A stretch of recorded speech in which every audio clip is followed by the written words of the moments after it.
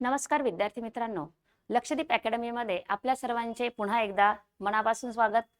आज आपण चालू घडामोडी या विषयावरचे महत्त्वाचे प्रश्न बघणार आहोत, कारण आपल्याला परीक्षेच्या दृष्टीने मेरिट ठरवणारे प्रश्न असतात ते आपल्या सर्वांना माहिती की चालू घडामोडी। नेक्स्ट बघा, आजचा आपला या सेशन मधला पहिला प्रश्न आहे, सेबीचे अध्यक्ष कोण आहेत? आता इथे आपल्याला सेबीचे अध्यक्ष विचारलंय, कधी कधी आपल्याला स्पेलिंग पण दिलेली असते, बरोबर। सेबीचे अध्यक्ष कोण आहेत? पर्याय दिलेले आहेत, तुहिनकांत पांडे, संजय मल्होत्रा, अनिल सिन्हा आणि चौथा पर्याय दिलेला आहे अभिषेक पांडे। बघा, मग सेबीचे अध्यक्ष कोण आहेत? तर याचं उत्तर आहे तुहिनकांत पांडे। पर्याय क्रमांक 1 हे या प्रश्नाचं अचूक उत्तर आहे। ह्या प्रश्नाचं उत्तर मिळालंय, पण याच्यावर अजून एक प्रश्न हमखास विचारला जातो, जे सेबी म्हटलंय SEBI, तर ह्या सेबीचा फुल फॉर्म विचारला जातो आपल्याला, आणि तो फुल फॉर्म म्हणजे securities and exchange board of India. Okay, हा सेबीचा फुल फॉर्म आहे आणि तो आपल्याला विचारला जातो। Securities and exchange board of India याची स्थापना कधी झाली? आपल्याला प्रश्न अजूनही महत्वाचा आहे याच्यावर, की ह्या सेबीची स्थापना कधी झाली? तर 12 एप्रिल 1992, 12 एप्रिल 1992 ला सेबीची स्थापना झाली। फुल फॉर्म झाला, स्थापना झालं। अजून एक प्रश्न आहे की ह्या सेबीचं मुख्यालय कुठे आहे? बघा, सेबीचं मुख्यालय आहे वांद्रे कुर्ला कॉम्प्लेक्स, मुंबई। कुठे आहे? वांद्रे कुर्ला कॉम्प्लेक्स, मुंबई। वांद्रे कुर्ला कॉम्प्लेक्स, मुंबई या ठिकाणी ह्या सेबीचा मुख्यालय आहे। याची स्थापना झाली 12 एप्रिल 1992, securities exchange board of India.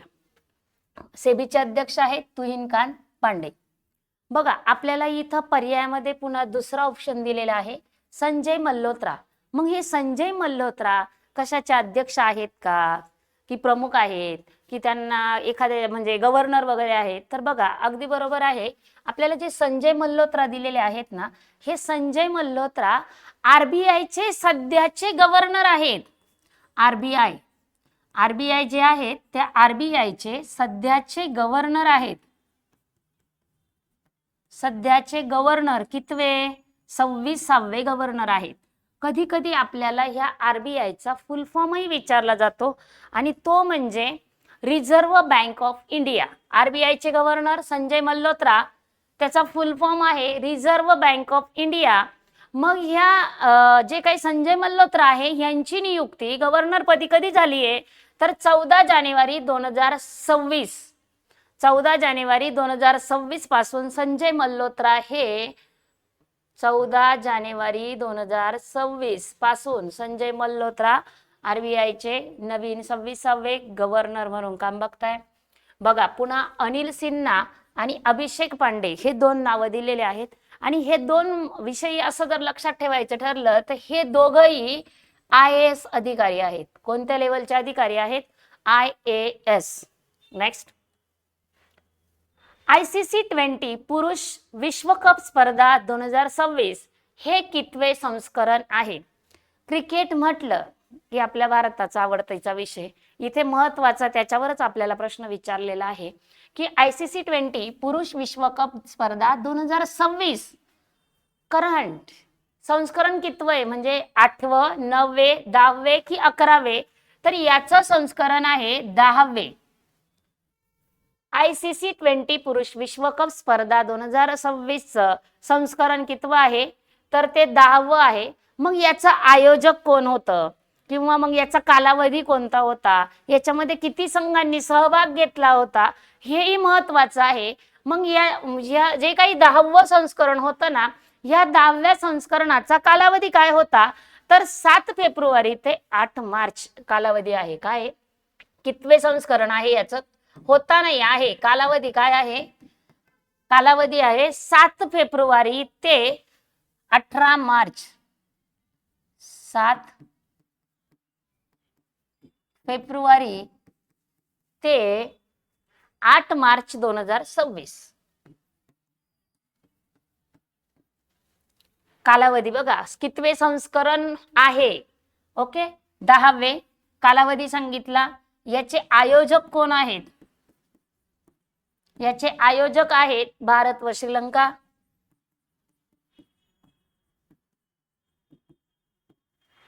अजून महत्वाचा याच्यामध्ये संघ किती आहेत? तर संघ आहे 20.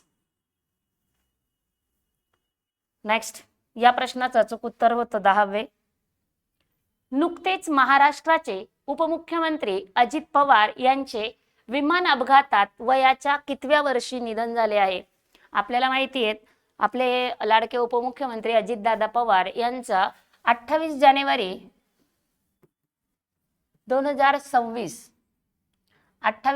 2026 ला विमान अपघातामध्ये त्यांचं निधन झालं. ही त्यांची निधनाची तारीख आहे. पण आपल्याला प्रश्न विचारलाय कितव्या वर्षी निधन झालं आहे? 76व्या, 66व्या, 70व्या की 60व्या? तर आपले जे उपमुख्यमंत्री होते त्यांचं निधन 66व्या वर्षी झालं.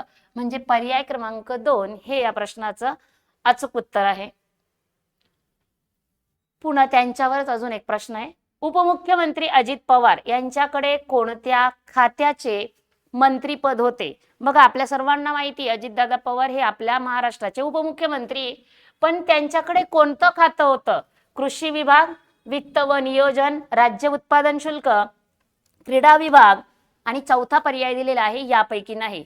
तर बघा बाळांनो या प्रश्नाचं अचूक उत्तर आहे अजितदादा पवार यांच्याकडे वित्त व नियोजन, राज्य उत्पादन शुल्क या खात्याचे मंत्रीपद होते. म्हणजे पर्याय क्रमांक 2 हे या प्रश्नाचं उत्तर आहे. पण आपल्याला पर्याय क्रमांक 1 मध्ये काय दिलेलं आहे? कृषी विभाग. कृषी विभागाचे मंत्रीपद कोणाकडे तरी असेल, क्रीडा विभागाचे असेल. तर बघा कृषी विभागाचं जे मंत्रीपद आहे ते आहे दत्तात्रेय भरणे यांच्याकडे. कोणाकडे आहे? दत्तात्रेय भरणे यांच्याकडे. आणि क्रीडा विभागाचं पद आहे माणिकराव कोकाटे. माणिकराव कोकाटे यांच्याकडे. लक्षात ठेवायचंय. आणि वित्त व नियोजन, राज्य उत्पादन शुल्क या विभागाचं मंत्रीपद कोणाकडे होतं? तर आपले स्वर्गीय अजितदादा पवार यांच्याकडे होते. आता नाही होते, सध्या नाही, होते ते आता चेंज. नेक्स्ट केरळ राज्याने जानेवारी 2026 मध्ये कोणत्या जीवाणूला अधिकृतपणे त्यांचा राज्य सूक्ष्मजीव म्हणून घोषित केले आहे? जानेवारी 2026 मध्ये घोषित केलेली गोष्ट आहे. केरळ राज्याने स्वतःचा अधिकृतपणे राज्याचा राज्य सूक्ष्मजीव घोषित केलाय. बघा पर्याय दिलेले आहेत अमिबा, सेकंड आहे बॅसिलस सबटिलिस, तिसरा आहे कृमी आणि चौथा पर्याय दिलेला आहे यापैकी नाही. तर बाळांनो या प्रश्नाचं अचूक उत्तर आहे पर्याय क्रमांक 2. केरळ राज्याने कोणता सूक्ष्मजीव राज्य सूक्ष्मजीव म्हणून घोषित केला? तर बॅसिलस सबटिलिस. मग हा काय आहे? तर हा एक चांगला जीवाणू मानला जातो. याला चांगला जीवाणू म्हणतात. चांगला जीवाणू आहे हा. आणि तोच केरळ राज्याने राज्य सूक्ष्मजीव म्हणून घोषित केला आहे. मग हा जो जीवाणू आहे तो प्रामुख्याने कशात आढळतो? बघा हा जो जीवाणू आहे हा मातीमध्ये आढळतो. त्याचप्रमाणे पाणी त्याच्यामध्ये आढळतो. किंवा मानवी जे आतडे असतात, मानवी आतडे त्या आतड्यांमध्ये, तसंच आंबवलेले जे पदार्थ असतात, आंबविलेल्या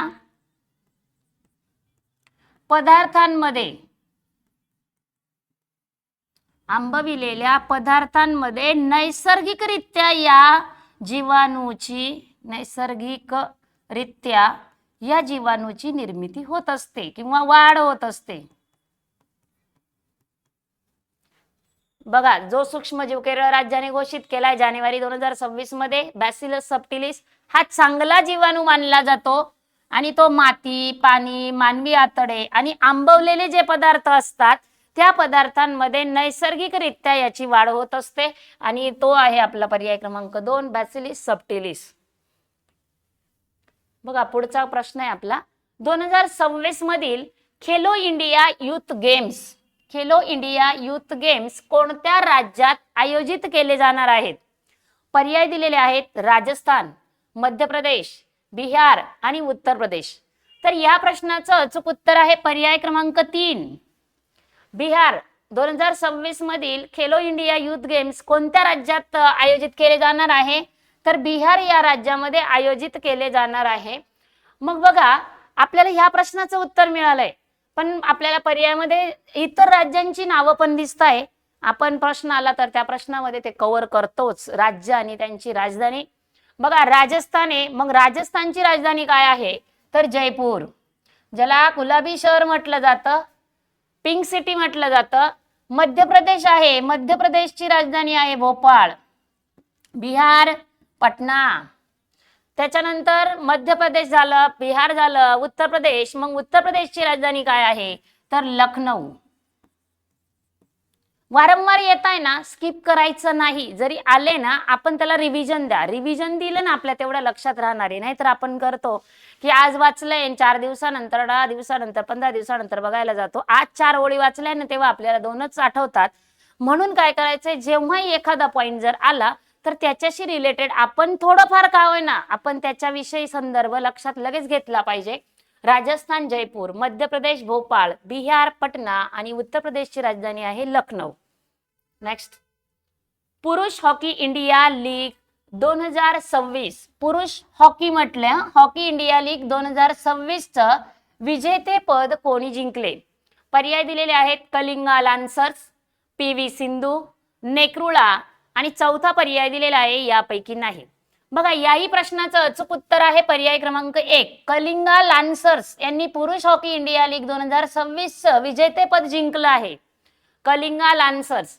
पर्याय क्रमांक 2 दिला आहे PV सिंधू. मग PV सिंधू ज्या आहेत, ह्या PV सिंधू कोण म्हणून प्रसिद्ध आहे? तर तेही आपल्याला लक्षात ठेवलं पाहिजे की ह्या जागतिक स्तरावरच्या एक बॅडमिंटन पट्टू आहेत, बॅडमिंटन पट्टू. ओके, चलो नेक्स्ट वन, पुढचा प्रश्न. 2026 मध्ये 6वी राष्ट्रीय पीक पोषण शिखर परिषद 2026 मध्येच आहे, पण कितवी? 6वी राष्ट्रीय पीक पोषण शिखर परिषद कुठे आयोजित केली जाईल? पर्याय दिलेले आहेत आपल्याला मुंबई, नाशिक, दिल्ली आणि पुणे. तर या प्रश्नाचं अचूक उत्तर आहे पर्याय क्रमांक 1 मुंबई. 2026 मध्ये 6वी राष्ट्रीय पीक पोषण परिषद मुंबई या ठिकाणी केली जाणार आहे. तर बघा, मुंबई ही महाराष्ट्राची राजधानी आहे. नाशिक ग्रेप सिटी म्हणून ओळखलं जातं, कॅपिटल ऑफ वाईन म्हणून ओळखलं जातं. दिल्ली ही भारताची राजधानी आहे. नाशिकला मुंबईची परसबागही म्हणतात. आणि पुणे म्हटलं तर पुणे म्हणजे आपलं विद्येचं माहेरघर आहे, हे आपण लक्षात ठेवायचंय. चलो नेक्स्ट, सुनेत्रा पवार यांची कोणत्या राज्याच्या पहिल्या महिला उपमुख्यमंत्री म्हणून नियुक्ती करण्यात आली आहे? हा प्रश्नही सर्वांचा पाठच पाहिजे, आपल्याला हमखास विचारला जाणार. कुठल्या ना कुठल्या एखाद्या जिल्ह्याला कोणतीही सरळ सेवेची परीक्षा असो, त्या परीक्षेमध्ये सुद्धा हा प्रश्न आपल्याला या वर्षी येणार म्हणजे येणार की सुनेत्रा पवार यांची कोणत्या राज्याच्या पहिल्या महिला उपमुख्यमंत्री म्हणून नियुक्ती करण्यात आली आहे? महत्वाचं काय आहे तर त्या महाराष्ट्राच्या पहिल्या महिला उपमुख्यमंत्री आहेत. त्या व्यक्ती की पहिली महिला उपमुख्यमंत्री आहेत. उपमुख्यमंत्री म्हणून पहिली महिला कोण? तर सुनेत्राताई पवार. आणि मग कोणतं राज्य? आत्ताच सांगितलं मी, पर्याय क्रमांक 3 आपल्याच महाराष्ट्राच्या उपमुख्यमंत्री आहेत. आता आपल्याला ते मिळाले पहिली महिला सुनेत्राताई पवार. आपल्याला अजून महत्वाचं की यांनी शपथ कधी घेतली तर बघा 31 जानेवारी 2026 तारीख लक्षात ठेवायची आपल्याला. राजस्थानची राजधानी, कर्नाटक, महाराष्ट्र आणि गोवा याही आपण बघणार आहोत. बघा, राजस्थानची राजधानी आत्ताच बघितलं होतं आपण लास्ट प्रश्नामध्ये जयपूर. कर्नाटकची राजधानी आहे बंगळूर. महाराष्ट्राची राजधानी सर्वांचीच पाठ आहे मुंबई. आणि गोवा विचारलं तर उत्तर आहे पणजी. Okay, next. बघा, आपल्या चालू घडामोडी बघतोय आपण. आपल्या चालू घडामोडीच्या बॅच पण आहे. आपल्याला पोलीस भरतीचं वर्दीचं स्वप्न साकार करायचंय, तर त्याच्यामध्ये बघा जानेवारी 2025 ते पोलीस भरती पर्यंत सर्व चालू घडामोडी आपण ह्या बॅच मध्ये ऍड केलेले आहेत कंटेंट. याच्यामध्ये 2025च्या सर्व महत्वपूर्ण चालू घडामोडी दिलेल्या आहेत. त्याच्यानंतर पीडीएफ पण स्वरूपात दिलेले आहेत, ऍड केलेले आहेत. 800+ वन लाईनर म्हणून आपण जवळजवळ 1,500 ते 2,000 पर्यंत या ऍप मध्ये आपले सर्व प्रश्न वन लाईनर कव्हर आहे. IMP महत्वाचे टॉपिक विश्लेषणात्मक दिलेले आहे. चालू घडामोडी जर आपण ही बॅच घेऊन केलं तर आपला चालू घडामोडीचा एकही प्रश्न चुकणार नाही आणि मेरिट लावणारे प्रश्न जर चुकले नाही तर आपलं नाव नक्कीच फायनल यादीमध्ये येणार आहे. चला तर मग आजच आपला प्रवेश निश्चित करा. बघा ऑफर प्राइस आहे 49 रुपये आणि लवकरात लवकर ही बॅच घ्या. त्याच्यासाठी आपला नंबर आहे 8329603029. अजूनही व्हिडिओला लाईक केलं नसेल तर लाईक करा, शेअर करा, सबस्क्राईब करा चॅनलला, आपल्या मित्रमैत्रिणींना लिंक शेअर करा. आपण करतोय त्यांनाही करू द्या आणि आपलं स्वप्न साकार करा.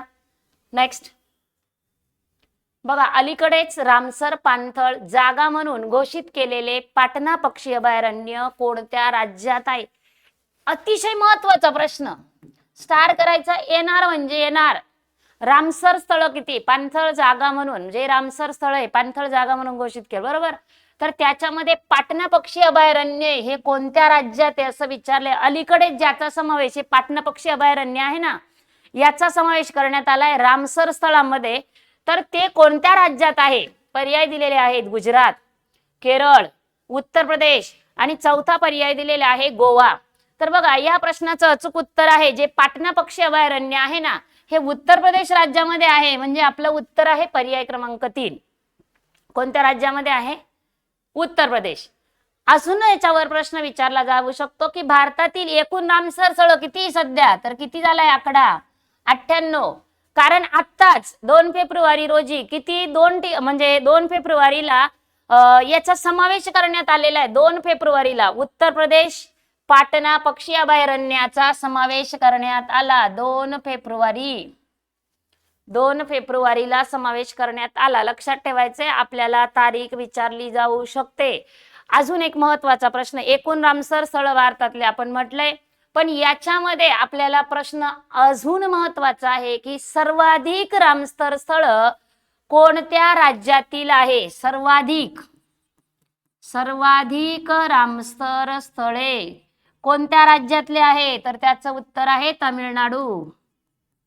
कोणत्या राज्यातील आहे? तामिळनाडू. अजून एक महत्वाचा प्रश्न, आपण जे 98 बघितले ना, याच्यातलं सर्वात पहिलं रामसर स्थळ कोणतं? तर बघा पहिले रामसर स्थळ म्हणून कोणतं नाव घोषित करण्यात आलं होतं? तर इंदूर व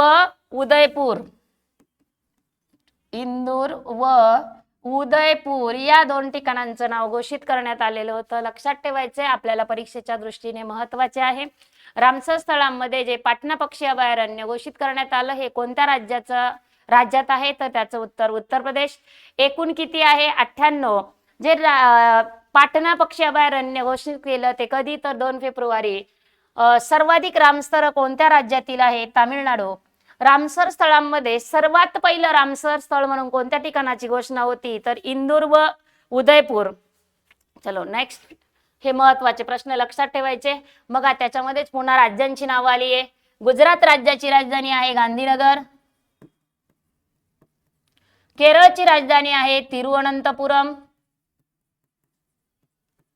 उत्तर प्रदेशची राजधानी, पाठच झालं असेल आतापर्यंत याच लेक्चर मध्ये आपलं 2 ते 3 वेळा आलेलं आहे, उत्तर प्रदेश लखनौ.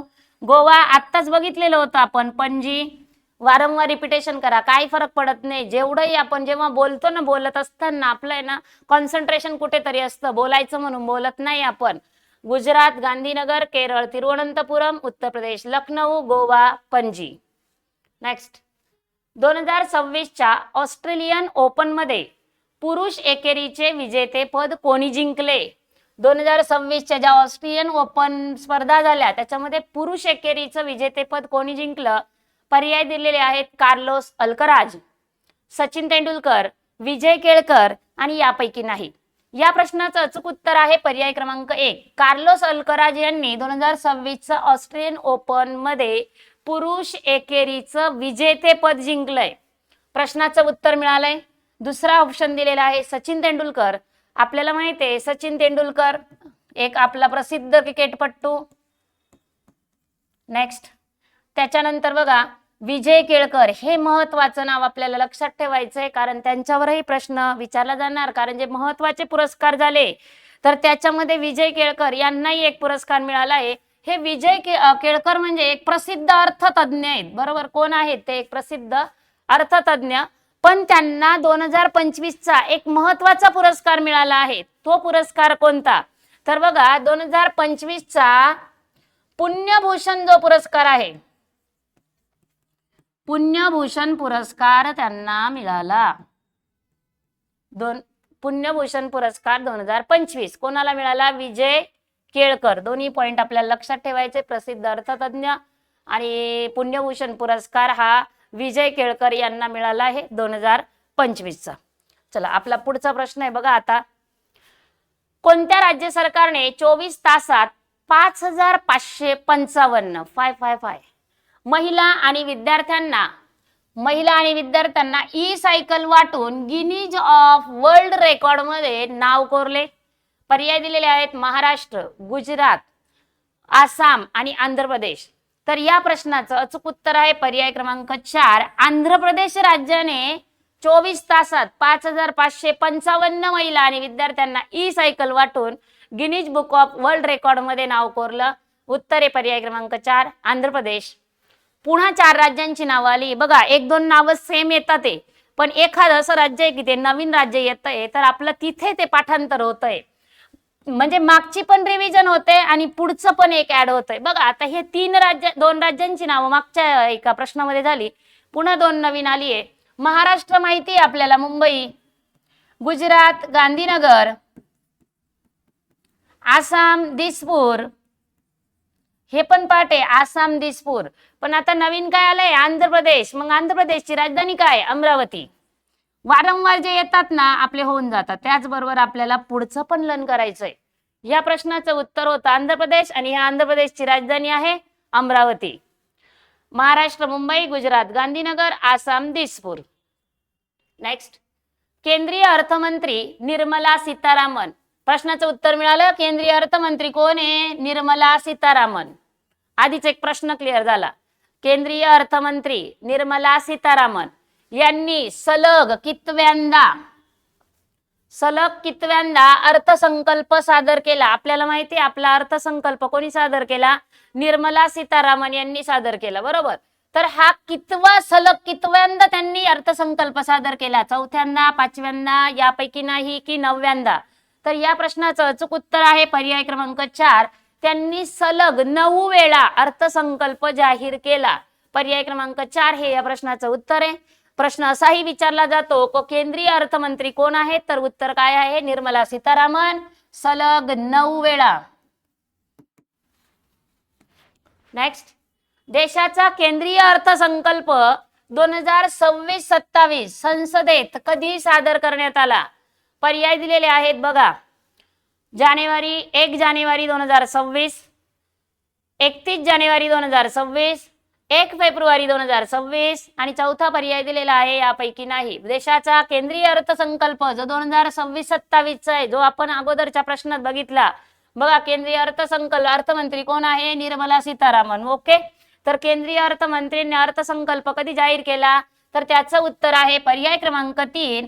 1 फेब्रुवारी 2026 रोजी निर्मला सीतारामन यांनी 9व्यांदा आपल्या देशाचा केंद्रीय अर्थसंकल्प संसदेत सादर केलेला आहे. 1 फेब्रुवारी 2026. नेक्स्ट नुकतेच जानेवारी 2026 मध्ये भारतातील कोणत्या 2 स्थळांना रामसर स्थळांचा दर्जा देण्यात आला? हाही महत्वाचा प्रश्न आहे की जानेवारी 2026 मध्ये कोणत्या 2 स्थळांना रामसर स्थळांचा दर्जा देण्यात आला? बघा उत्तर आहे आपलं पाटणा पक्षी अभयारण्य आणि छारीधान. त्यानंतर दुसरा पर्याय लोणार सरोवर, तिसरा रायगड आणि रंकाळा तलाव. तर या प्रश्नाचं अचूक उत्तर आहे पर्याय क्रमांक 1 पाटणा पक्षी अभयारण्य आणि छारीधान. आता हे आपल्याला 2 नावं मिळाले आणि यांचा समावेश 2026 मध्ये करण्यात आलेला आहे. पाटणा पक्षी अभयारण्य आहे उत्तर प्रदेशमध्ये आणि छारी दांड आहे गुजरातमध्ये. या 2 ठिकाणांचा समावेश रामसर स्थळांमध्ये करण्यात आला. पुन्हा महत्वाचा एक ऑप्शन दिलाय लोणार सरोवर. मग हे लोणार सरोवर कुठे आहे तर लोणार सरोवर हे महाराष्ट्रात आहे. महाराष्ट्रातील बुलढाणा जिल्ह्यामध्ये आहे लोणार सरोवर. या लोणार सरोवरात आता आपल्याला बुलढाणा जिल्हा महाराष्ट्र राज्य माहिती झालं, पण अजून महत्वाचं हे गोड्या पाण्याचं सरोवर आहे की खाऱ्या पाण्याचं. तर लोणार हे खाऱ्या पाण्याचं सरोवर आहे आणि ते कशामुळे तयार झालेलं आहे तर उल्कापातामुळे तयार झालेलं हे लोणार सरोवर आहे बुलढाणा जिल्ह्यामध्ये. अजून एक महत्वाची की या लोणार सरोवराजवळच एक विहीर आहे. त्या विहिरीचं नाव आहे सासूसुनेची विहीर, कारण त्या विहिरीचं पाणी अर्ध गोड आहे आणि अर्ध खारं आहे. पुन्हा तिसरा पर्याय दिलेला आहे रायगड. सर्वांनाच माहिती आहे की आपल्या छत्रपती शिवाजी महाराजांचा राज्याभिषेक कोणत्या गडावर झाला होता तर रायगडावर झालेला होता.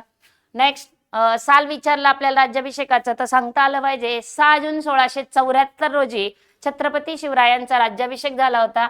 पुन्हा चौथा पर्याय आहे रंकाळा तलाव. इथे रंकाळा झालंय रंकाळा तलाव. तर रंकाळा तलाव हे कुठं आहे तर कोल्हापूर जिल्ह्यामध्ये आहे, हेही लक्षात ठेवायचंय. नेक्स्ट फेब्रुवारी 2026 पर्यंत भारतात एकूण किती रामसर स्थळे झाली आहेत. बघा फेब्रुवारी 2026 पर्यंत विचारले भारतात एकूण रामसर स्थळे किती. आपण अगोदरच्या एका प्रश्नामध्येच याचं स्पष्टीकरणात उत्तर बघितलं होतं. अगदी बरोबर. तर त्याचं उत्तर आहे पर्याय क्रमांक 2. भारतात एकूण रामसर स्थळांची संख्या किती झालेली आहे 98 झालेली आहे. कारण बघा अगोदरच्याच प्रश्नात बघितलं आपण जानेवारी 2026 मध्ये कोणत्या 2 स्थळांचा समावेश करण्यात आला पाटणा पक्षी अभयारण्य आणि छारी दांड. हे सगळे मिळून मग आपलं फायनल उत्तर काय आलेलं आहे तर 98 हे उत्तर आलेलं आहे.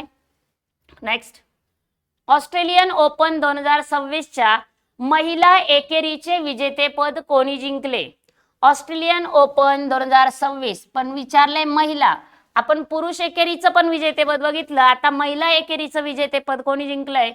पर्याय दिलेले आहेत पी.व्ही. सिंधू, एलेना रायबाकिना, तिसरा पर्याय आहे रोहित शर्मा आणि चौथा पर्याय आहे यापैकी नाही. बघा महिला विचारलंय तर इथे उत्तर काय येणार रोहित शर्मा येणार नाही, यापैकी नाहीये. पहिल्या 2 ऑप्शन मध्येच उत्तर आहे आणि ते म्हणजे पर्याय क्रमांक 2 एलेना रायबाकिना यांनी महिला एकेरीचं विजेतेपद जिंकलेलं आहे. पी.व्ही. सिंधू या काय आहेत तर एक जागतिक ख्यातीच्या प्रसिद्ध आपल्या एक बॅडमिंटनपटू आहेत. रोहित शर्मा क्रिकेटर आहे. नेक्स्ट दरवर्षी जागतिक पाणथळ दिवस कधी साजरा केला जातो. बघा रामसर स्थळांशीच रिलेटेड आपल्याला प्रश्न विचारला जातोय. किती स्थळ एकूण किती स्थळ आहे, पहिलं कोणतं होतं, किंवा मग जानेवारी फेब्रुवारी पर्यंत एकूण स्थळांची किती संख्या झाली, किती ऍड केले, कोणत्या राज्यातले हे पण सांगितलं. पुन्हा आपल्याला त्याच आधारित एक प्रश्न आलाय की जागतिक पाणथळ दिवस कधी साजरा केला जातो. दिनविशेष हा परीक्षेला हमखास विचारला जाणारा प्रश्न. 21 फेब्रुवारी, 27 फेब्रुवारी, 2 फेब्रुवारी आणि चौथा पर्याय दिलेला आहे 28 फेब्रुवारी. तर या प्रश्नाचं अचूक उत्तर आहे पर्याय क्रमांक 3. 2 फेब्रुवारीला जागतिक पाणथळ दिवस साजरा करतात. जागतिक पाणथळ दिवस या प्रश्नाचं अचूक उत्तर. कारण आपण याच्यानंतर राहिलेले 3 ऑप्शन पण बघणार आहोत. बघा मग 21 फेब्रुवारीला काय असतो तर आंतरराष्ट्रीय मातृभाषा दिवस असतो. आंतरराष्ट्रीय मातृभाषा दिन साजरा केला जातो 21 फेब्रुवारीला. 27 फेब्रुवारीला काय असतो तर मराठी भाषा गौरव दिन असतो. मराठी भाषा गौरव दिन. तसेच मराठीतील ज्येष्ठ कवी कुसुमाग्रज यांची जयंती असते. कवी कुसुमाग्रज जयंती कधी 27 फेब्रुवारीलाच असते. पुन्हा बघा फेब्रुवारी मधलेच आपल्याला दिलेले आहे सर्व तारखा. 28 फेब्रुवारी दिलेले आहे. 28 फेब्रुवारीला काय असतो विज्ञान दिन असतो. 28 फेब्रुवारीला विज्ञान दिन असतो. सी.व्ही. रमन यांची जयंती असते. जयंती कोणाची आहे सी.व्ही. रमन यांची जयंती असते. त्यांनी रमन इफेक्टचा शोध लावला होता. 21 फेब्रुवारी आंतरराष्ट्रीय मातृभाषा दिन, 27 फेब्रुवारी मराठी भाषा गौरव दिन, तसेच कवी कुसुमाग्रज यांची जयंती. 2 फेब्रुवारी आपल्या प्रश्नाचं उत्तर जागतिक पाणथळ दिवस. 28 फेब्रुवारी विज्ञान दिन, सी.व्ही. रमन यांची जयंती. नेक्स्ट 2025-26च्या अहवालानुसार अंदाजे डॉलरमध्ये सांगितलं 112 ते 119 अब्ज निव्वळ संपत्तीसह आशियातील सर्वात श्रीमंत व्यक्ती विचारले. आपले जे काही 7 खंड आहे त्यातील आशिया, आपलं भारत कोणत्या खंडात आहे? आशिया खंडात आहे. आणि ह्या आशिया खंडातील सर्वात श्रीमंत व्यक्ती विचारले 2025-26च्या अहवालानुसार. पर्याय दिलेले आहेत मुकेश अंबानी, देवेंद्र फडणवीस, संजय टाटा आणि चौथा पर्याय दिले यापैकी नाही. या प्रश्नाचं अचूक उत्तर आहे पर्याय क्रमांक 1, मुकेश अंबानी. आशियातील सर्वात श्रीमंत व्यक्ती कोण आहे? तर मुकेश अंबानी. देवेंद्र फडणवीस आपल्याला माहिती आहे आपले सध्याचे मुख्यमंत्री कोण आहेत? तर देवेंद्र फडणवीस आहेत. नेक्स्ट, सध्या चर्चेत असलेले 4 स्टार्स ऑफ डेस्टिनी ह्या पुस्तकावर वारंवार आपल्याला प्रश्न विचारला जातोय. आता सध्याचा चर्चेत असलेलं महत्वाचं पुस्तक आहे डेस्टिनी. हे आत्मचरित्र कोणाचे आहे? आत्मचरित्राचं नाव आहे 4 स्टार्स ऑफ डेस्टिनी. हे आत्मचरित्र कोणाचं आहे? पर्याय दिलेले आहेत विनोद कुमार शुक्ला, वि. स. खांडेकर, मनोज मुकुंद नरवणे आणि चौथा पर्याय आहे यापैकी नाही. या प्रश्नाचं अचूक उत्तर आहे पर्याय क्रमांक 3, 4 स्टार्स ऑफ डेस्टिनी. हे पुस्तक, हे आत्मचरित्र कोणाचं आहे? मनोज मुकुंद नरवणे. आपले 2 ऑप्शन आहेत, पहिले क्लिअर करायचे आपल्याला, कारण त्यावरही प्रश्न आपल्याला हमखास विचारला जाणार. विनोद कुमार शुक्ल जो आहे त्यांना 59वा ज्ञानपीठ पुरस्कार प्रदान करण्यात आलाय. 59वा ज्ञानपीठ पुरस्कार विजेते आहेत ते. त्यानंतर वि. स. खांडेकर दिले आपल्याला. मग वि. स. खांडेकर हे महाराष्ट्रातील पहिली व्यक्ती आहे आणि मराठीतील की त्यांना ययाती या कादंबरीसाठी ज्ञानपीठ पुरस्कार मिळालाय. कशासाठी मिळाला? ययाती या कादंबरीसाठी ज्ञानपीठ पुरस्कार मिळाला वि. स. खांडेकर यांना. साल होतं 1974. पुढे 31 जानेवारी 2026 रोजी कोणत्या बँकेने चक्र नावाचे एक विशेष व्यासपीठ सुरू केले? चक्र, कोणत्या बँकेने चक्र नावाचं विशेष व्यासपीठ सुरू केलंय?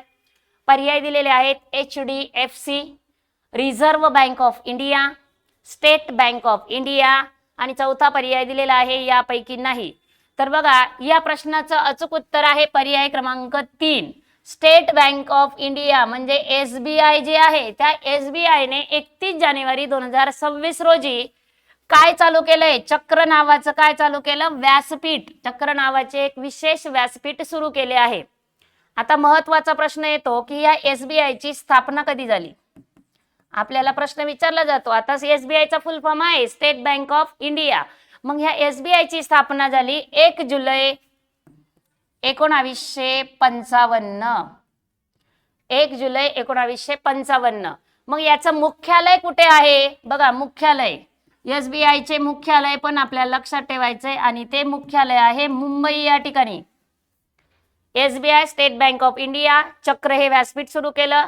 स्थापना आहे 1 जुलै 1955 आणि मुख्यालय आहे मुंबई या ठिकाणी. आता अजून एक बँकेचं नाव आलंय आपल्याला रिझर्व्ह. इथं reserve bank of India, RBI, reserve bank of India. मग या RBI ची स्थापना कधी झाली? तर 1 एप्रिल 1935. 1 एप्रिल 1935 ला RBI ची स्थापना झाली. तिचं पण मुख्यालय कुठं आहे? मुंबईच. RBI चे मुख्यालय कुठं आहे? मुंबई या ठिकाणीच आहे. नेक्स्ट, जागतिक बँकेने पुढील किती वर्षासाठी भारताला दरवर्षी $8 ते 10 बिलियन अब्ज डॉलर्स आर्थिक सहाय्य देण्याची घोषणा 30 जानेवारी 2026 रोजी केली आहे? जागतिक बँक म्हटल्यानंतर आपल्याला लगेच नाव लक्षात आलं पाहिजे वर्ल्ड बँक. वर्ल्ड बँक म्हटलं जातं.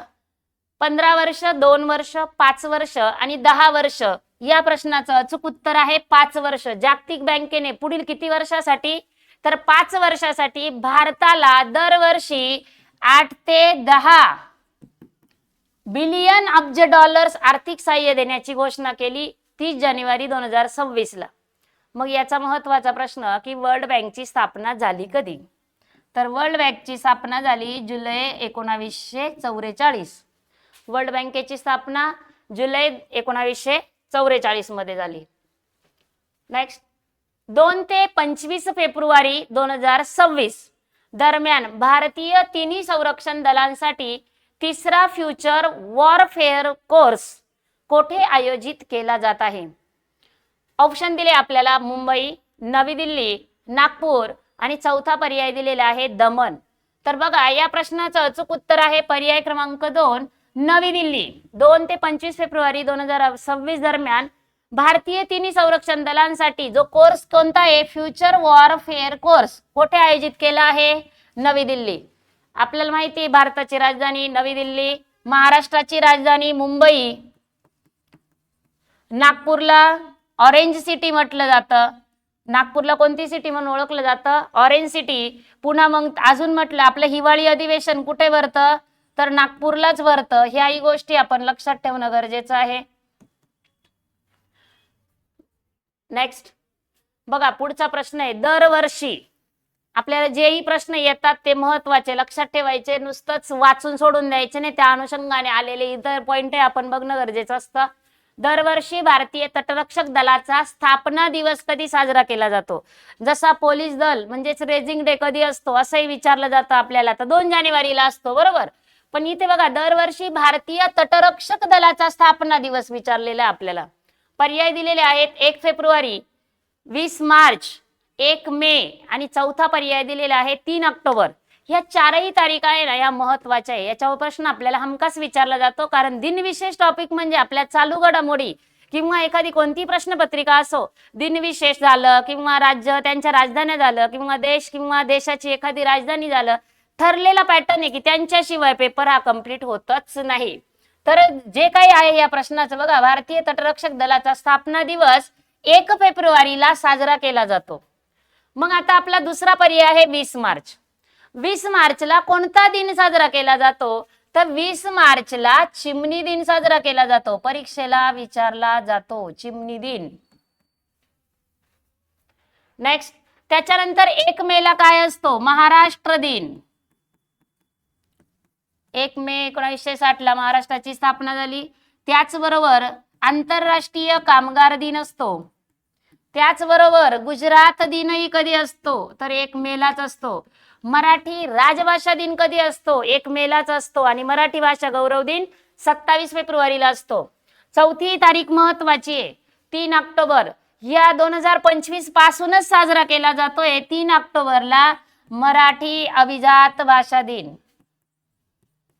अभिजात भाषा दिन साजरा केला जातो. कधी? 3 ऑक्टोबरला. 2025 पासून सुरुवात झालेली आहे. कारण 3 ऑक्टोबर 2024 ला मराठी भाषेला अभिजात भाषेचा दर्जा मिळाला. कधी? 3 ऑक्टोबर 2024. आणि 2025 पासून साजरा करायला सुरुवात झाली 3 ऑक्टोबरला अभिजात भाषा दिन. मग या अभिजात भाषा मिळाली, आपला दर्जा मिळालाय मराठीला, हा कोणत्या समितीनुसार मिळाला? तर ज्ञानेश्वर मुळे समितीनुसार अभिजात भाषेला दर्जा मिळवून दिला. मराठी बरोबरच अजून इतरही 4 भाषा आहेत, म्हणजे एकूण 5 भाषांना अभिजात भाषेचा दर्जा 3 ऑक्टोबर 2024 ला मिळाला. या समितीची स्थापना झाली होती 14 फेब्रुवारी 2024 ला आणि त्याचा अंतिम अहवाल कधी सादर झाला म्हणजे फायनल झालं 3 ऑक्टोबर 2024. अध्यक्ष होते ज्ञानेश्वर मुळे. नेक्स्ट बीड जिल्ह्याच्या नवीन पालकमंत्री कोण बनले आहेत? या विषयावर हमखास प्रश्न येणार. अजितदादा पवार, सुनेत्राताई पवार, त्यांचे असलेले खाते, त्यांच्याकडे असलेलं मंत्रीपद, मग आता सुनेत्राताईंना कोणते पद देण्यात आलं, कोणतं खातं आहे त्यांच्याकडे, त्या पहिल्या महिला उपमुख्यमंत्री आहेत, यावर आपल्याला हमखास प्रश्न विचारला जाणार आणि त्याचं उत्तर आहे सुनेत्राताई पवार. पर्याय क्रमांक 3. बीड जिल्ह्याच्या नवीन पालकमंत्री कोण आहे? पर्याय क्रमांक 3 सुनेत्राताई पवार. मग आपलं इथे पर्याय क्रमांक 1 मध्ये आपल्याला नाव दिलेलं आहे रितू तावडे. रितू तावडे कोण आहे? तर बघा 2026 करंट आत्ताचाच प्रश्न आहे. ह्या मुंबईच्या नवीन महापौर आहेत. मुंबईच्या काय आहेत? त्या महापौर आहेत. महापौरपदी त्यांची नियुक्ती झाली आहे. कोणाची? रितू तावडे. आणि सुप्रिया पवार विचारलं तर आपल्याला सांगताच आलं पाहिजे की खासदार आहेत त्या. नेक्स्ट प्रो रेसलिंग लीग 2026 चे विजेतेपद कोणत्या संघाने जिंकले? प्रो रेसलिंग लीग 2026 विजेतेपद विचारलंय. पर्याय दिलेले आहेत Haryana thunder's, Mumbai Indians, Delhi Capitals आणि चौथा पर्याय दिलेला आहे आरसीबी. तर या प्रश्नाचं अचूक उत्तर आहे पर्याय क्रमांक 1 Haryana Thunders. Pro wrestling league 2026चं विजेतेपद हे जिंकलेलं आहे कोणी? हरियाणा थंडर्सने. याविषयी जर महत्वाचं बघायचं झालं तर हे संस्करण कितवं होतं? तर प्रो रेसलिंग लीग 2026 हे 5वे संस्करण होते. कितवे? 5वे संस्करण होते. मग ह्याचा कालावधी काय होता? तर याचा कालावधी होता 15 जानेवारी, म्हणजे सुरुवात झालेली होती 15 जानेवारीला आणि शेवट कधी झाला? तर 1 फेब्रुवारी 2026 ला. 1 फेब्रुवारी 2026. 1 फेब्रुवारी 2026 हा होता कालावधी. विजयी संघ कोण आहे? तर आपल्याला हरियाणा थंडर्स विजेतेपद मिळवलंय. पण उपविजेता विचारला जातो कधी कधी आपल्याला. मग उपविजेता कोण आहे? तर दिल्ली दंगल वॉरियर्स. उपविजेता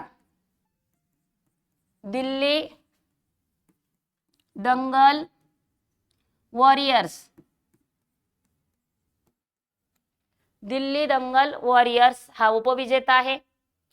नेक्स्ट, हरित महाराष्ट्र करण्यासाठी मुख्यमंत्री देवेंद्र फडणवीस यांनी 2026 ते 2031 या 5 वर्षाच्या कालावधीत किती कोटी वृक्ष लागवड करण्याचे आदेश दिले आहेत? बघा कालावधी सांगितलाय 2026 ते 2031. हरित महाराष्ट्र करण्याची संकल्पना आहे मुख्यमंत्री देवेंद्र फडणवीस यांनी आणि त्यांनी बघा किती वृक्षांची लागवड करण्याची घोषणा. किती कोटी वृक्ष? 1 कोटी, 300 कोटी, 100 कोटी की 3 कोटी? तर या प्रश्नाचं अचूक उत्तर आहे पर्याय क्रमांक 2 300 कोटी वृक्ष लागवड करण्याचे आदेश दिलेले आहे. नेक्स्ट, जागतिक कर्करोग दिवस कधी साजरा केला जातो? महत्वाचा प्रश्न आपल्याला हमखास विचारला जातो. मी म्हटलं ना दिनविशेषाशिवाय आपला प्रश्नपत्रिका कंप्लीट होत नाही. कर्करोग दिवस विचारलाय. पर्याय दिलेले आहेत 8 मार्च, 2 जानेवारी, 4 फेब्रुवारी आणि चौथा पर्याय दिलेला आहे 14 फेब्रुवारी. तर या प्रश्नाचं अचूक उत्तर आहे पर्याय क्रमांक 3 4 फेब्रुवारीला जागतिक कर्करोग दिवस साजरा केला जातो. उत्तर आहे पर्याय क्रमांक 3. मग आपल्याला बघा प्रश्न असा आहे इथे की 8 मार्च, 2 जानेवारी आणि 14 फेब्रुवारीला कोणता दिन साजरा करतात? तर 8 मार्चला असतो महिला दिन, विसरून चालणार नाही. 8 मार्चला असतो महिला दिन. 2 जानेवारीला काय असतो? तर रेझिंग डे असतो. पोलीस स्थापना दिवस असतो. पोलीस दल स्थापना दिवस. 14 फेब्रुवारीलाही आपल्याला लक्षात ठेवायचं आहे की 14 फेब्रुवारीला व्हॅलेंटाईन डे असतो. तुम्ही म्हणाल परीक्षेला विचारलं जातं का? विचारला गेलेला आहे पोलीस भरतीला प्रश्न. व्हॅलेंटाईन डे कधी असतो? तर 14 फेब्रुवारीला असतो. नेक्स्ट, बघा आपली चालू घडामोडीची स्पेशल बॅच आहे 2025 ते आता 2026 आपले जे काही चालू आहे आपले पोलीस भरतीचे ग्राउंड वगैरे यांची फायनल एक्झाम होईपर्यंत सर्व प्रश्न आपण चालू घडामोडीचे या बॅच मध्ये ऍड करणार आहोत. आतापर्यंत सर्व चालू घडामोडी अपडेट केलेल्या आहेत ऑलरेडी. याच्यामध्ये जवळजवळ 1000 ते 1500 वन लाईन प्रश्न ऍड केले आहे. त्याच्यानंतर IMP टॉपिक हे विश्लेषणात्मक स्वरूपात आपण दिलेले आहे तिथे. जर ही बॅच घ्यायची असेल बघा ऑफर प्राइस चालू आहे 49 रुपये. तर आपला नंबर आहे 8329603029 या नंबरवर संपर्क साधायचा आहे आणि आपलं नोकरी मिळवण्याचं भरतीचं स्वप्न साकार करायचंय. कारण आपल्याला माहिती परीक्षेमध्ये टॉपिक ठरलेले मराठी असेल, गणित असेल, बुद्धिमत्ता असेल, हे आपलं ठरलेलं आहे की याला हे टॉपिक आहे त्याच्यावर प्रश्न हमखास विचारला जाणार आहे. तुम्ही म्हणाल जीके मध्ये आहे तुमचं भूगोल असेल, इतिहास असेल, नागरिकशास्त्र असेल, अर्थशास्त्र, सायन्स हे असेल याच्यामध्ये आहे काही याच्यातलंच येणार आहे. चालू घडामोडी काय क्षणाक्षणाला काय घडेल क्षणात नवीन काय येईल ते चालू घडामोडीमध्ये अपडेट राहावं लागतं. आणि तोच प्रश्न आपल्याला फायनलला मेरिटला ठरतो की याच्यामध्ये आपण वर आपलं फायनल यादीत नाव आहे की खाली आहे हे कशावरनं ठरणार असतं? चालू घडामोडीवरनं. तर लवकरात लवकर आपली बॅच घ्या. अजूनही व्हिडिओला लाईक केलं नसेल लाईक करा, शेअर करा, सबस्क्राईब करा आपल्या चॅनलला. नेक्स्ट, दलाई लामा यांना त्यांच्या कोणत्या अल्बमसाठी ग्रॅमी पुरस्कार 2026 महत्वाचा प्रश्न आहे. ग्रॅमी पुरस्कार 2026 ने सन्मानित करण्यात आले. म्हणजे इथे प्रश्न ऑलरेडी एक उत्तर मिळाले आपल्याला. ग्रॅमी पुरस्कार 2026 कोणाला मिळाला? अजून आपण प्रश्नाचं उत्तर नाही बघितलं, प्रश्नातच एक उत्तर मिळाले आपल्याला. की ग्रॅमी पुरस्कार 2026 हा कोणाला प्रदान करण्यात आला? दलाई लामा यांना करण्यात आला. मग त्याच्यावर आपल्याला त्यांनी पुढचा प्रश्न विचारलेला आहे. म्हणजे एक प्रश्न क्लिअर. कोणत्या अल्बमसाठी आहे?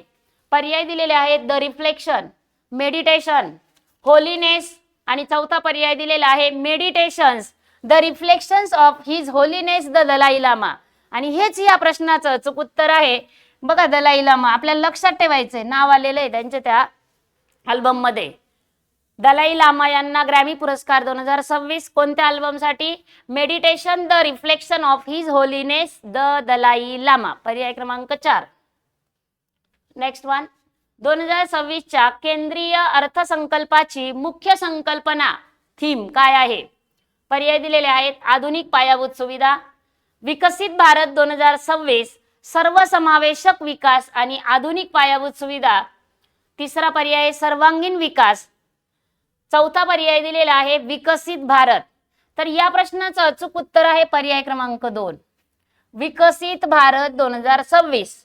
त्याच्यामध्येच बघा सर्वसमावेशक विकास, आधुनिक पायाभूत सुविधा हे सगळं ह्याच्यामध्येच आहे. पण इथे आपल्याला बघा कन्फ्युजन करण्यासाठी एका ठिकाणी आधुनिक पायाभूत सुविधा दिलंय, एका ठिकाणी सर्वांगीण विकास दिलंय, इकडे दिलंय विकसित भारत.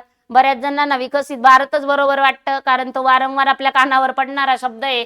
पण या प्रश्नाचं उत्तर आहे विकसित भारत 2026. म्हणजे बघा हे तीनही मिळून आपलं हे दुसरं उत्तर आलेलं आहे. मग 2026 सर्वसमावेशक विकास आणि आधुनिक पायाभूत सुविधा. पर्याय क्रमांक 2.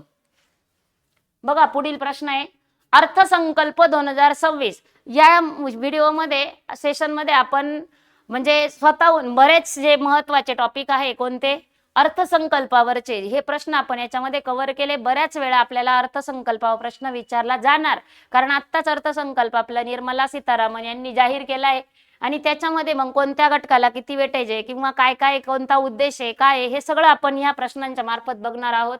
अर्थसंकल्प 2026 मध्ये कृषी क्षेत्रासाठी कोणत्या नवीन योजनेची घोषणा करण्यात आली? पर्याय दिलेले आहेत कृषी भारत, आग्रो भारत, प्रगतीशील शेती आणि चौथा पर्याय दिलेला आहे डिजिटल कृषी अभियान 2.0.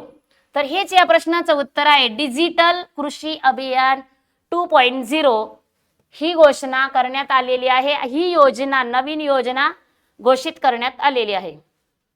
नेक्स्ट. चालू आर्थिक वर्षासाठी भारताचा अंदाजित विकास दर जीडीपी अंदाजित जीडीपी काय आहे? किती वर्तवण्यात आला आहे?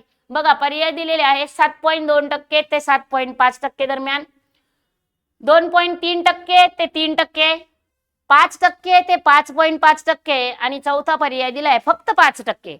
तर या प्रश्नाचं अचूक उत्तर आहे 7.2% ते 7.5% दरम्यान चालू आर्थिक वर्षासाठी भारताचा अंदाजित विकास दर म्हणजे जीडीपी वर्तवण्यात आलेला आहे. पर्याय क्रमांक 1 हे या प्रश्नाचं उत्तर आहे. नेक्स्ट. ग्रीन हायड्रोजन मिशन साठी 2026 चा पुन्हा अर्थसंकल्पावरच प्रश्न आहे. 2026 च्या अर्थसंकल्पात किती तरतूद करण्यात आली आहे?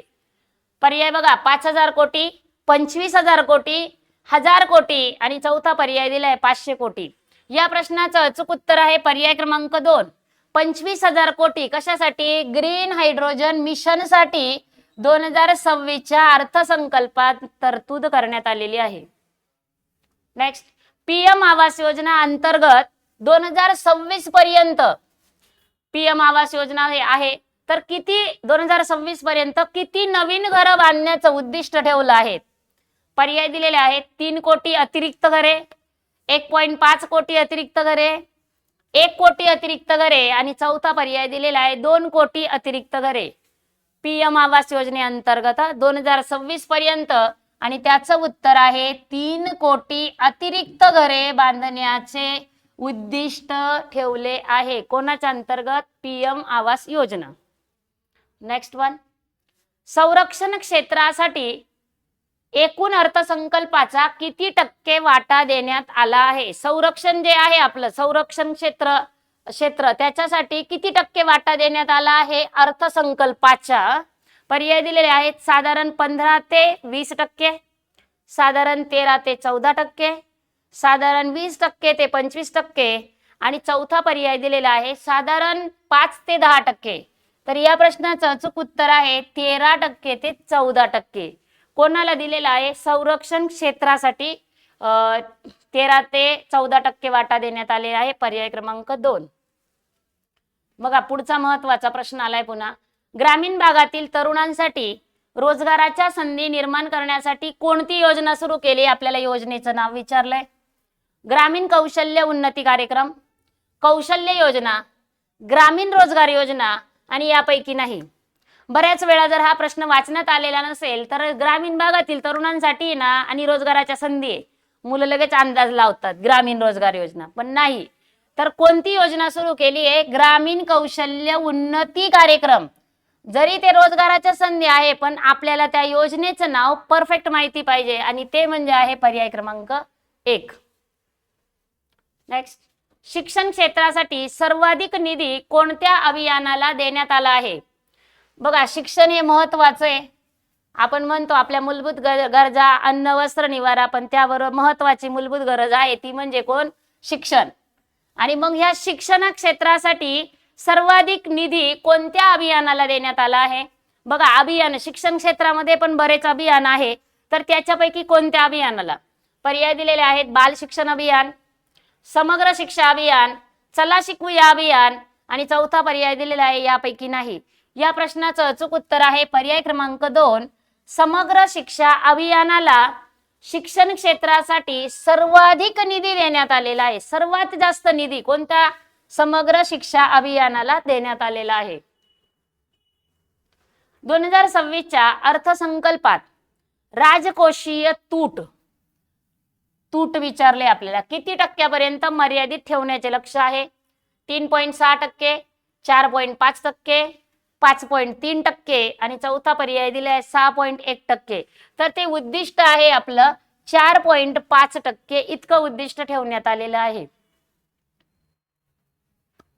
बघा पुढचा प्रश्न महत्वाचा आहे. महिलांच्या आर्थिक सक्षमीकरणासाठी कोणती नवीन कर्ज योजना सुरू केली आहे? महिलांना आर्थिक सक्षमीकरण आहे, आर्थिक सक्षम बनवायचंय त्यांना, त्याच्यासाठी कोणती नवीन कर्ज योजना सुरू केली आहे की जेणेकरून त्यांना कर्ज दिलं तर त्या कर्ज घेऊन त्यामार्फत उद्योग व्यवसाय चालू करतील आणि आर्थिक सक्षम बनतील? त्याच्यासाठी कोणती योजना कर्ज योजना आहे? पर्याय दिले आहे नारी शक्ती स्वावलंबन कर्ज योजना, युवा शक्ती कर्ज योजना, महिला कर्ज योजना आणि चौथा पर्याय यापैकी नाही. तर याचं उत्तर आहे नारी शक्ती स्वावलंबन कर्ज योजना. नेक्स्ट, 35वी किशोर व किशोरी सब ज्युनियर राष्ट्रीय खो खो स्पर्धा 2025-26 चे किशोरी गटाचे पण कोण आहे? मुली गटाचे विजेतेपद कोणत्या संघाने जिंकले आहेत? पर्याय दिलेले आहेत आपल्याला महाराष्ट्र, कर्नाटक, जम्मू काश्मीर आणि चौथा पर्याय दिलेला आहे केरळ. मग या प्रश्नाचं अचूक उत्तर आहे पर्याय क्रमांक 1. महाराष्ट्राने 35वी किशोर व किशोरी जी राष्ट्रीय खो खो स्पर्धा होती ज्युनियरची, तर त्याच्यामध्ये 2025-26च्या गटाचे विजेतेपद मिळवलं आहे आपल्या महाराष्ट्र या राज्याने. मग आपल्याला ह्या महाराष्ट्राचं उत्तर मिळालेलं आहे का ह्या किशोरी मुली गटांचं विजेतेपद आहे, पण इथे पुन्हा 4 राज्यांची नावं आलेली आहे. राज्यांची नावं आली तर आपण त्यांच्या राजधान्या बघतो. महाराष्ट्र म्हटलं तर मुंबई, कर्नाटक बंगळूर, पाठ झालंय आपलं. मग पुढचं जम्मू काश्मीरची राजधानी काय? श्रीनगर. आणि केरळची राजधानी काय? तिरुअनंतपुरम. केरळची राजधानी लक्षात ठेवायचंय तिरुअनंतपुरम. नेक्स्ट, 35वी किशोर व किशोरी सब ज्युनियर राष्ट्रीय खो खो स्पर्धा 2025-26 चे किशोर. बऱ्याच मुलांना वाटेल अरे मागचाच प्रश्न रिपीट झालाय. नाही, इथे मुली आहे आणि इथे काय विचारलंय आपल्याला? मुले या गटाचं विजेतेपद कोणत्या संघाने जिंकलं? मुलींचं जिंकलं आहे महाराष्ट्राने, पण मुलांचं कोणी जिंकलं आहे? तर त्याचं उत्तर आहे पर्याय क्रमांक 4. ओडिसा या राज्याने जिंकलं आहे. आता इथेही पुन्हा 4 राज्यांची नावं आली आहेत, आपण त्यांच्याही राजधानी बघूया. गुजरातची राजधानी आहे गांधीनगर, महाराष्ट्राची राजधानी मुंबई. वारंवार आले हे दोन्ही, पाठ झाले. आता पुढचे 2 नवीन आले पुन्हा. आपण बघितलंय प्रत्येक जर ऑप्शन आले तर त्याच्यामध्ये एखादं राज्य आपल्याला नवीन मिळतच आहे. जसं इथे केरळ आलं होतं नवीन, जम्मू काश्मीर आलंय, तसं इथे पंजाब आणि ओडिसा आलंय. मग पंजाबची राजधानी काय? तर चंदीगड. पंजाबची राजधानी चंदीगड. मग ओडिशाची राजधानी काय? परीक्षेला विचारली जाते. ओडिशाची राजधानी आहे भुवनेश्वर. बघा, गुजरात आणि महाराष्ट्र हे रिपीट होत आहे, पण त्याचबरोबर आपण पंजाब बघितलं, ओडिसा बघितलं, आधीच्या एका प्रश्नामध्ये केरळ राज्य बघितलं, त्याच्या आधीच्या एका याच्यामध्ये आंध्र प्रदेश बघितलं, कर्नाटक बघितलं. म्हणजे किती? जवळजवळ 10 ते 12 राज्यांचे राज्य आणि त्यांच्या राजधान्या आपल्या क्लिअर होतात. Next, Asian rifle and pistol shooting championship 2026 चे आयोजन कोठे करण्यात आलेले आहे? पर्याय दिलेले आहेत चेन्नई, नवी दिल्ली, बंगलोर आणि दिसपूर. तर या प्रश्नाचं अचूक उत्तर आहे पर्याय क्रमांक 2, नवी Delhi. Asian rifle and pistol shooting championship 2026 चे आयोजन नवी दिल्लीला करण्यात आले आहे. नवी दिल्ली आपल्याला माहितीच आहे, भारताची राजधानी. मग प्रश्न येतोय आता, इथं राजधान्यांची नावं दिलेली ऑलरेडी. अगोदरच्या प्रश्नांमध्ये काय होतं? राज्यांची नावं होती आणि इथे काय हे ठिकाणांची नावं दिली. ही कोण आहे? राज्यांच्या राजधान्या आहे. मग प्रश्न उलटाही विचारला जाऊ शकतो की मुंबई कोणत्या राज्याची राजधानी आहे? महाराष्ट्राची राजधानी असते.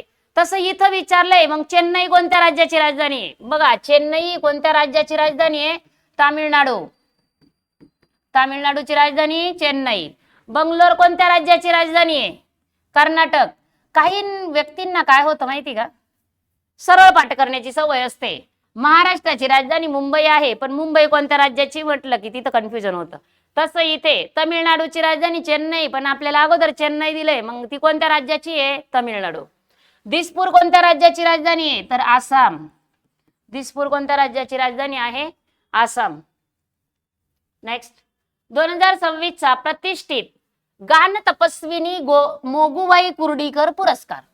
2026 चा प्रतिष्ठित पुरस्कार आहे गान तपस्विनी मोगूबाई कुर्डीकर पुरस्कार. कोणाला जाहीर झाला?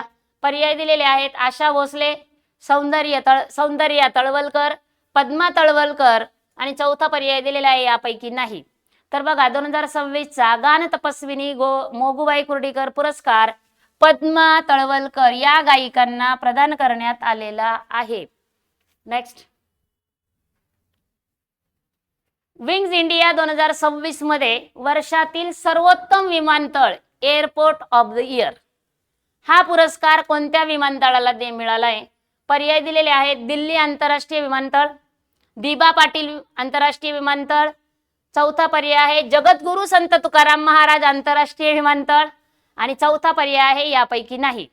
तर या प्रश्नाचं अचूक उत्तर आहे दिल्ली आंतरराष्ट्रीय विमानतळाला एअरपोर्ट ऑफ द इयर या पुरस्काराने सन्मानित करण्यात आले. हा पुरस्कार मिळालाय कोणाला? दिल्ली आंतरराष्ट्रीय विमानतळाला. मग इथे एक नाव दिलेले आपल्याला दिबा पाटील, हे पण एक आंतरराष्ट्रीय विमानतळ आहे. मग हे कुठे आहे? हे दिबा पाटील आंतरराष्ट्रीय विमानतळ कुठे आहे? तर हे पनवेल जवळील कुठं आहे? उल्वे या ठिकाणी आहे. उल्वे येथे पनवेल जवळ काय आहे? उल्वे हे ठिकाणी. आणि तिथं कोणतं आंतरराष्ट्रीय विमानतळ आहे? तर दिबा पाटील आंतरराष्ट्रीय विमानतळ. हे कधीपासून कार्यरत झाले असं विचारलं तर 25 डिसेंबर 2025. 25 डिसेंबर 2025 पासून कार्यरत झालेलं आहे. याचं उद्घाटन कोणी केलं? तर उद्घाटन मोदींच्या हस्ते झालेलं आहे. मोदीजींच्या हस्ते झालेलं आहे. त्यानंतर पुन्हा आपल्याला तिसरा पर्याय दिलेला आहे जगद्गुरू संत तुकाराम महाराज आंतरराष्ट्रीय विमानतळ. आता हे नाव आहे ना चेंज करण्यात आलेलं आहे. म्हणजे अगोदर एक विमानतळ होतं आणि त्याचं नाव बदलून जगद्गुरू संत तुकाराम महाराज आंतरराष्ट्रीय विमानतळ ठेवण्यात आलंय. मग ते विमानतळ कुठलं? तर बघा, पुणे येथील पुणे येथे लोहगाव हे विमानतळ होतं ना, ह्या विमानतळाचं नाव बदलून जगद्गुरू संत तुकाराम महाराज विमानतळ हे नामकरण करण्यात आलेलं आहे. असा सादर पण केलेला आहे त्याचा आपला अहवाल. संत तुकाराम महाराजांवर प्रश्न विचारला जातो की संत तुकाराम महाराजांचं पूर्ण नाव तुकाराम वल्लभ आंबिले. त्यांची समाधी देहू या ठिकाणी आहे पुणेमधील. नेक्स्ट, त्यांचं प्रसिद्ध काय आहे? तर अभंगगाथा. नेक्स्ट, भारतातील पहिले ग्लोबल बिग कॅट शिखर संमेलन 2026 कोठे आयोजित केले जाणार आहे? पर्याय दिलेले आहेत जयपूर, नवी दिल्ली, मुंबई आणि गांधीनगर. तर या प्रश्नाचं अचूक उत्तर आहे पर्याय क्रमांक 2. भारतातील बघा महत्वाचे पहिले ग्लोबल बिग कॅट शिखर परिषद म्हटले भारतामध्ये पहिल्यांदाच पहिले ग्लोबल बिग कॅट शिखर संमेलन 2026 नवी दिल्ली या ठिकाणी आयोजित केले जाणार आहे. जयपूर कोणाची राजधानी आहे? राजस्थान. जयपूर राजस्थान. मुंबई महाराष्ट्र.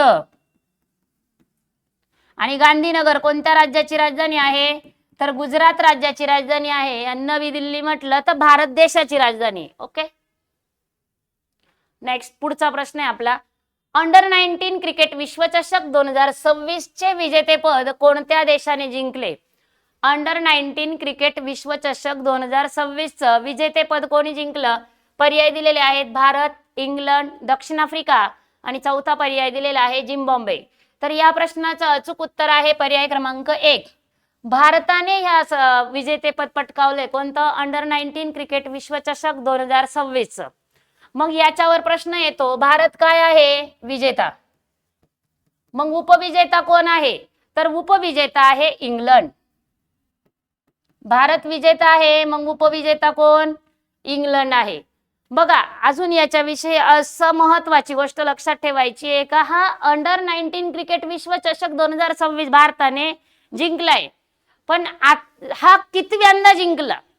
म्हणजे अंडर 19 विश्वचषक भारताने किती वेळा जिंकलाय?